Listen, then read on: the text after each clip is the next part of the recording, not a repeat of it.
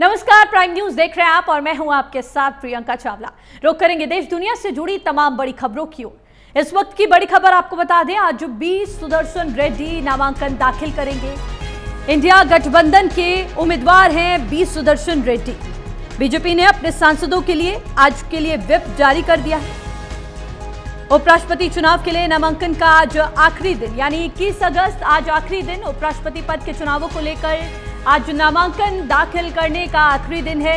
एक दिन पहले ही एनडीए सदस्य दल के उम्मीदवार ने नामांकन दाखिल किया था, तो वहीं आज बी सुदर्शन रेड्डी नामांकन दाखिल करेंगे।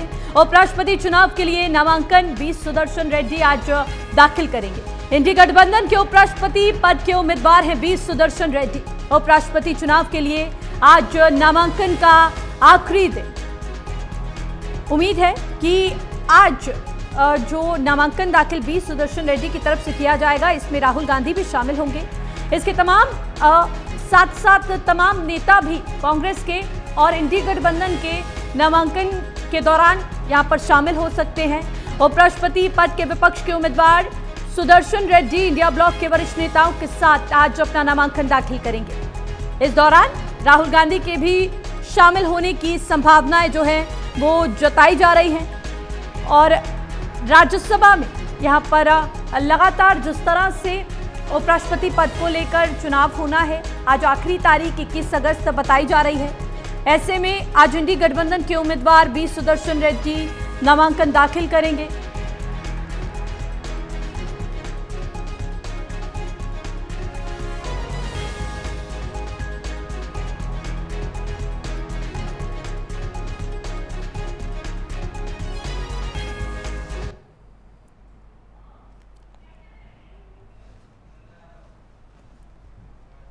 चले वहीं इसी खबर पर ज्यादा जानकारी के साथ हमारे हमारी सहयोगी न्यूज रूम से चंदा जुड़ चुकी है। चंदा, आज बी सुदर्शन रेड्डी नामांकन दाखिल करेंगे, कौन कौन इस दौरान उनके साथ उपस्थित रह सकता है, क्योंकि आज आखिरी दिन भी है, तो ऐसे में क्या कुछ तैयारी इसके बाद कांग्रेस की तरफ से की जाती है, क्योंकि साफ तौर पर कहा गया संविधान और आरएसएस के बीच का ये चुनाव होने जा रहा है।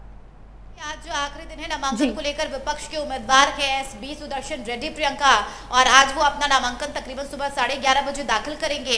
इस दौरान विपक्ष के तमाम नेता शामिल होंगे। सोनिया गांधी होंगी, मल्लिकार्जुन खड़गे होंगे, प्रियंका गांधी वाड्रा भी शामिल होंगे, और कहा जा रहा है कि लगभग तय माना जा रहा है कि राहुल गांधी भी नामांकन के इस कार्यक्रम में शामिल होंगे। देखिए, इससे पहले तमाम विपक्ष के सांसदों ने, तकरीबन 80 सांसदों ने प्रस्तावक और अनुमोदक के तौर पर साइन किया था। आप समझिए, कल का दिन था जब एनडीए के उम्मीदवार के तौर पर सीपी राधाकृष्णन ने उपराष्ट्रपति उम्मीदवार के तौर पर नामांकन दाखिल किया था, और प्रस्तावक उनके खुद प्रधानमंत्री नरेंद्र मोदी बने थे। दूसरी तरफ विपक्ष के उम्मीदवार की बात की जाए बी सुदर्शन रेड्डी की, दोनों ही दक्षिण क्षेत्र से आते हैं।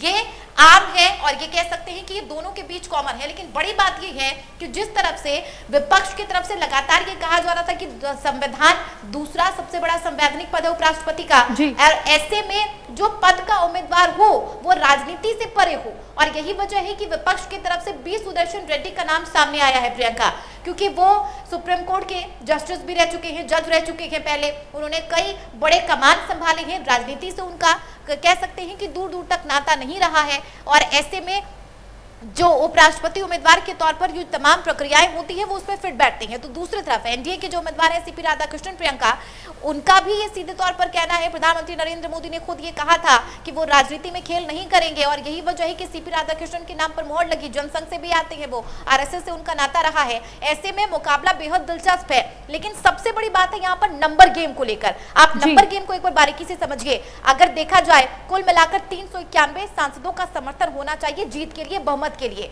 एनडीए के पास है 422 सांसद, तो उधर इंडिया ब्लॉक के पास तकरीबन 312 सांसद है। ऐसे में नंबर गेम के लिहाज से एनडीए के पास बकायदा बहुमत है। इस लिहाज से तकरीबन ये तय माना जा रहा है कि सीपी राधाकृष्णन ही उपराष्ट्रपति उम्मीदवार के तौर पर सामने आएंगे। जी चंदा, क्योंकि बड़ा सवाल ये उठता है कि जिस तरह से दोनों ही पक्षों की तरफ से, विपक्ष की तरफ से भी, एनडीए की तरफ से भी आज नामांकन दाखिल कर दिया जाएगा, क्योंकि आखिरी तारीख है। तो ऐसे में जैसे आपने भी बताया कि बहुमत होना बहुत महत्वपूर्ण है। कहीं ना कहीं कांग्रेस को इस चीज़ का अनुमान है कि वो नहीं जीतेंगे, लेकिन एक नैरेटिव सेट करने की कोशिश शायद की जा रही है कि ये संविधान और आरएसएस के बीच का चुनाव है। अगर उपराष्ट्रपति चुनाव को लेकर बात की जाए तो ये सीधे तौर पर ये तय माना जाता है कि अगर किसी तरीके से कोई पक्ष में नहीं है, एक अकेला उम्मीदवार है, तो वो निर्विरोध चुनाव जीत जाता है। लेकिन सीपी राधाकृष्णन का मुकाबला यहाँ पर बी सुदर्शन रेड्डी से है। नंबर गेम के लिहाज से मैंने आपको बता दें कि बहुमत एनडीए के पास है, लेकिन अभी भी संशय बना हुआ है कि क्या हो सकता है नंबर गेम में किसी तरीके की हेरफेर हो, और यही वजह है कि एनडीए की तरफ से पूरी कोशिश की भी जा रही है कि विपक्ष भी सीपी राधाकृष्णन के नाम पर सहमति जताए। हालांकि विपक्ष का सीधे तौर पर कहना है कि राजनीति से परे होना चाहिए उपराष्ट्रपति का उम्मीदवार, यही वजह। जी चलिए चंदा, तमाम जानकारी के लिए आपका बहुत बहुत शुक्रिया। खबरों में आगे बढ़ेंगे। संसद के मॉनसून सत्र का आखिरी दिन, वोटर लिस्ट मामले पर हंगामे के आसार। ऑनलाइन गेमिंग बिल पास करवाने की होगी कोशिश, बीजेपी ने अपने सांसदों के लिए जारी किया व्हिप। बड़ी खबर इस वक्त की आपको बता रहे हैं, जहां पर आज संसद के सत्र का आखिरी दिन है। वोटर लिस्ट मामले पर हंगामे के आसार जताए जा रहे हैं। ऑनलाइन गेमिंग बिल पास करवाने की कोशिश होगी, साथ ही साथ केंद्रीय गृह मंत्री की तरफ से जो बिल यहां पर कल रखे गए थे उन पर भी, उनको लेकर भी यहां पर जेपीसी को उनको भेजने को लेकर भी इस दौरान संभावनाएं जताई जा रही है कि चर्चा हो सकती है। लेकिन विपक्ष एसआईआर के मुद्दे पर आज भी भारी हंगामा कर सकता है, क्योंकि आज आखिरी दिन है। विपक्ष शुरुआत से ही ये मांग करता आया है कि एसआईआर के मुद्दे पर चर्चा होनी चाहिए, लेकिन विपक्ष के इस हंगामे के चलते कार्यवाही तमाम दिनों तक स्थगित होती नजर आई और किसी भी बिल पर तमाम तरीके से विस्तार से चर्चा नहीं हो पाई। ऐसे में आज भारतीय जनता पार्टी ने तमाम बिलों को पेश करवाने के लिए, पास करवाने के लिए आज व्हिप जारी कर दिया है और अपने सभी सांसदों से उपस्थित रहने को कहा गया है। हालांकि आज विपक्ष की तरफ से साफ तौर पर कोशिश की जा सकती है भारी हंगामे की एसआईआर के मुद्दे को लेकर। आज राज्यसभा में पेश होगा ऑनलाइन गेमिंग बिल। कल बिना चर्चा के लोकसभा में पास हुआ था बिल।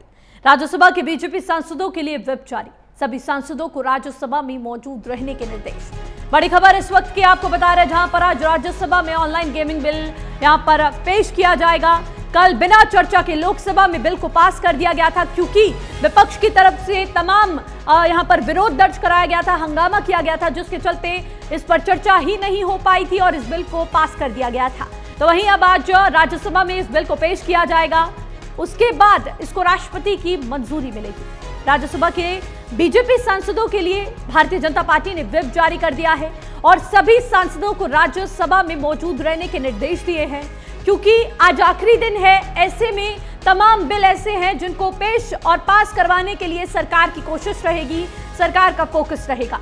लेकिन विपक्ष इस दौरान भारी हंगामा कर सकता है, क्योंकि शुरुआत से ही यहां पर विपक्ष की तरफ से जब से मॉनसून सत्र की कार्रवाई शुरू हुई है तब से ही विपक्ष लगातार हंगामा कर रहा है। ऐसे में आज का भी ये जो सत्र, आज आखिरी दिन की जो कार्रवाई है वो काफी हंगामेदार रहने वाली है। इसलिए मैं आपको नहीं बोल, नॉमिनेशन होने के बाद जरूर आप लोगों से बात करूंगा। नॉमिनेशन से पहले आप क्या करेंगे, पार्लियामेंट भी जाएंगे क्या, तो उसके बारे में थोड़ा बताएं। Sir, program is simple. I am going to the returning officer to submit my nomination paper.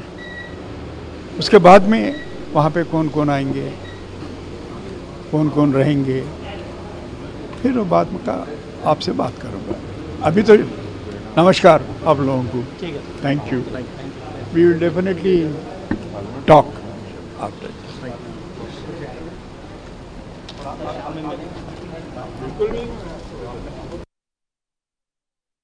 Nomination दाखिल करने के लिए, नामांकन दाखिल करने के लिए इंडिया गठबंधन के उम्मीदवार रवाना हो चुके हैं और तमाम बड़े चेहरे, बड़े नेता इंडिया अलायंस के इस दौरान उनके साथ उपस्थित रहने वाले हैं।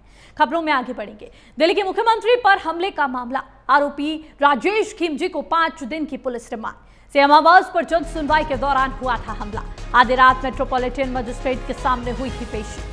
सीएम रेखा गुप्ता के सभी कार्यक्रम हुए रद्द। बड़ी खबर आपको बता रहे हैं, जहां पर सीएम आवास पर जन सुनवाई के दौरान दिल्ली की मुख्यमंत्री रेखा गुप्ता पर जो हमला हुआ था उसके आरोपी को रात को कोर्ट में पेश किया गया और उसको 5 दिन की रिमांड पर लिया गया है। उससे पूछताछ की जा रही है कि उसने क्यों हमला किया, किसके कहने पे किया, क्या इसके पीछे कोई साजिश थी या फिर सरकार से नाराज होकर ये बड़ा कदम उस व्यक्ति की तरफ से उठाया गया। अब 5 दिन की हिरासत में, रिमांड में उस व्यक्ति को लिया गया है और पूछताछ की जा रही है कि क्यों मुख्यमंत्री पर इस तरह का हमला उस व्यक्ति द्वारा किया गया। आरोपी राजेश खिमजी को 5 दिन की पुलिस रिमांड पर भेजा गया है। इसी अमावस पर जन सुनवाई के दौरान उसने मुख्यमंत्री पर हमला किया था। दरअसल आधी रात को मेट्रोपॉलिटन मजिस्ट्रेट के सामने उसकी पेशी हुई और उसको 5 दिन की रिमांड पर लिया गया। सीएम रेखा गुप्ता के सभी कार्यक्रमों को रद्द कर दिया गया है, उनकी सुरक्षा को ध्यान में रखते हुए।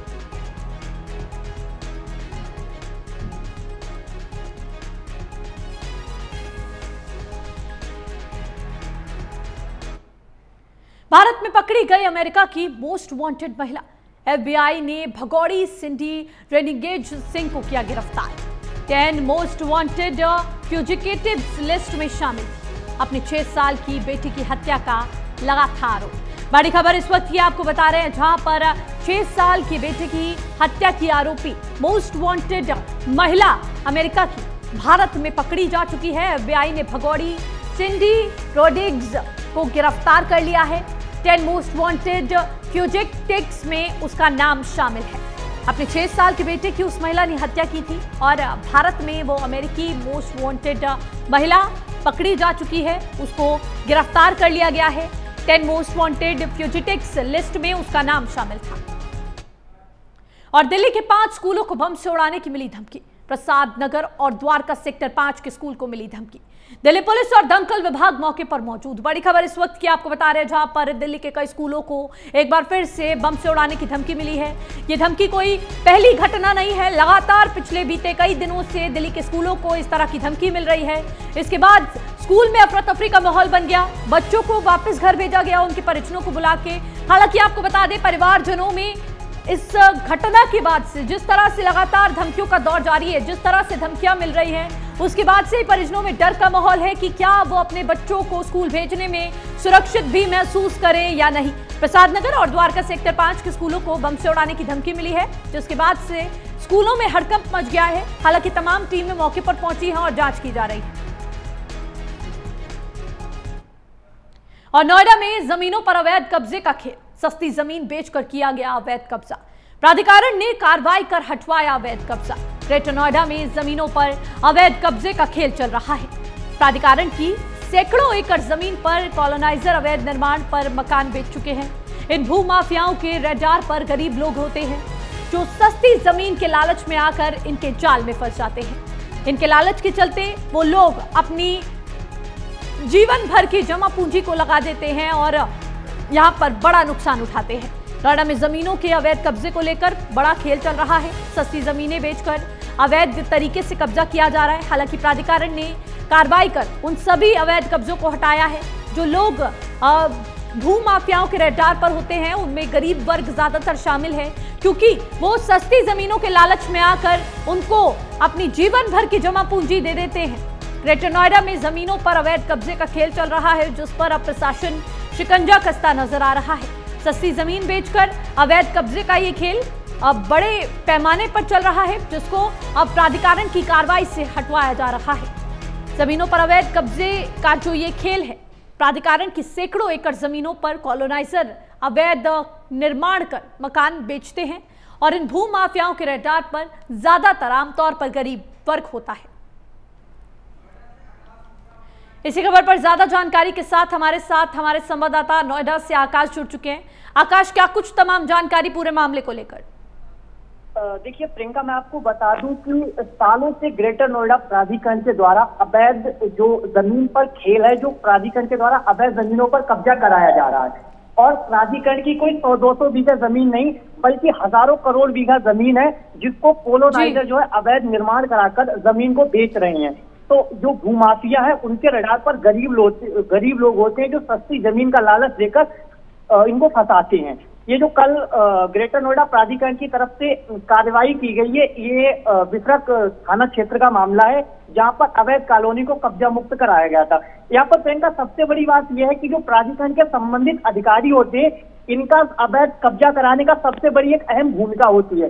पहले ये लोग माफियाओं के साथ मिलकर अवैध कब्जा कराते हैं और जब लोग लगातार इसकी शिकायत करते हैं उच्च अधिकारियों से, तो ये हेडलाइन सुर्खियां बनने के लिए प्राधिकरण की तरफ से ये कार्रवाई करते हैं, सुर्खियां बनने के लिए। ऐसा ये तमाम अगर जगह की बात की जाए, चाहे वो विसरक की बात की जाए, सोरखा की बात की जाए, या फिर अल्फा टूक साइड की बात की जाए, गौर सिटी के पास की बात की जाए, तो तमाम जो प्राधिकरण की जमीन है वो अवैध कब्जा कर रखा है माफियाओं के द्वारा। लेकिन कार्रवाई के नाम पर केवल ये जो खाना पूर्ति करते हैं, और अभी तक अगर जिले की बात की जाए तो कई हजार बीघा जमीन जो है। चलिए आकाश, तमाम जानकारी के लिए आपका बहुत बहुत शुक्रिया। और यूपी के कृषि मंत्री सूर्य प्रताप शाही ने एसपी पर कसा तंज। अखिलेश यादव को खेती का नहीं है कोई अनुभव। कृषि मंत्री, अखिलेश सरकार में किसान कर रहे थे आत्महत्या। कृषि मंत्री, बड़ा आरोप कृषि मंत्री की तरफ से समाजवादी पार्टी के अध्यक्ष अखिलेश यादव पर लगाया गया है और साफ तौर पर कहा गया है तंज कसते हुए कि खेती का कोई अनुभव अखिलेश यादव को नहीं है। यूपी के कृषि मंत्री सूर्य प्रताप सिंह ने ये अखिलेश यादव पर बड़ा तंज कसा है और साफ तौर पर कहा है कि अखिलेश यादव को खेती का कोई अनुभव नहीं है और अखिलेश यादव की सरकार के दौरान किसान आत्महत्या कर रहे थे। किसानों की कोई सुध अखिलेश यादव ने नहीं ली। किसानों के लिए कोई काम अखिलेश यादव की सरकार के दौरान नहीं किया गया। ये बड़ा तंज समाजवादी पार्टी पर कृषि मंत्री द्वारा यहां पर कसा गया है।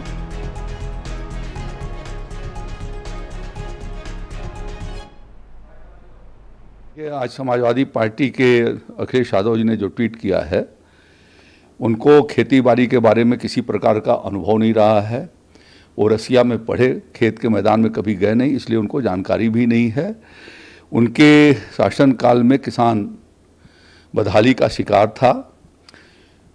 उत्तर प्रदेश के भीतर 50 जनपद सूखा से ग्रस्त थे, लेकिन किसान जो है वो अखिलेश यादव जी की सरकार सफाई में वो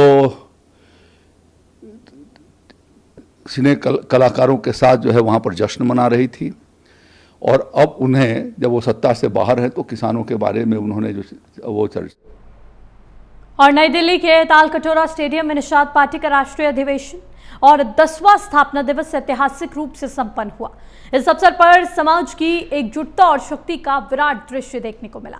हजारों की संख्या में पहुंचे मछुआरा समाज के लोगों ने ये संदेश दिया कि अब उनकी आवाज कोई दबा नहीं सकता। तालकटोरा स्टेडियम में बड़े पैमाने पर निषाद समाज की हुंकार देखने को मिली और निषाद पार्टी के स्थापना दिवस को यहां पर अच्छे तरीके से संपन्न कराया गया। मछुआरा समाज की एकजुटता का प्रदर्शन देखने को मिला और बड़े पैमाने पर लोग इस दौरान मौजूद थे, उपस्थित थे। साफ तौर पर कहा गया, ओपी राजभर की तरफ से जो लोग गिनती में नहीं थे अब वही भविष्य लिखेंगे, जिन्हें हक नहीं मिलता था अब वही लोगों को हक दिलाएंगे। साफ तौर पर यह भी कहा गया कि अगर उन्हें उनका हक नहीं मिला तो लखनऊ विधानसभा का घेराव भी किया जाएगा।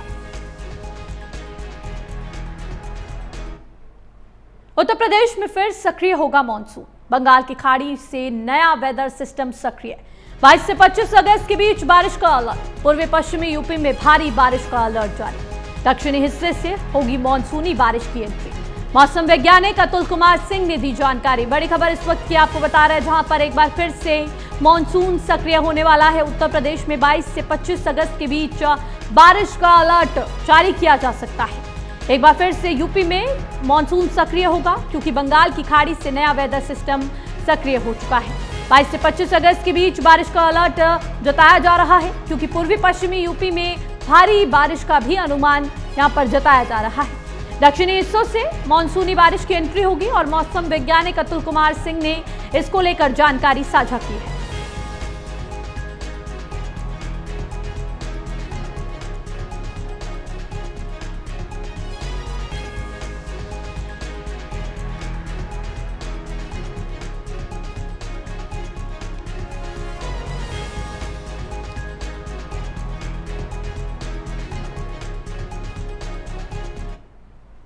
और खबर ग्वालियर से है, जहां साइबर ठगी का मामला सामने आया। साइबर ठगों ने बैंक के रिटायर्ड अधिकारी को भी नहीं छोड़ा। ठगों ने 70 साल के पंजाब नेशनल बैंक के रिटायर्ड अधिकारी को निशाना बनाया। 15 जुलाई को उनके मोबाइल पर PNB One ऐप का अधिकारी बनकर साइबर ठगी ने कॉल किया और ऐप डाउनलोड कराकर अकाउंट से कैश साफ कर दिया। हद तो तब हो गई जब अकाउंट से अचानक गायब हुए रुपयों को लेकर फरियादी ने बैंक में आपत्ति दर्ज कराई तो ठगों ने विश्वास दिलाया कि ये सारे रुपए 24 घंटे के अंदर वापस आ जाएंगे। लेकिन 1 महीने बाद भी जब रुपए वापस नहीं आए तब जाकर अधिकारी ने मामले की जानकारी पुलिस को दी।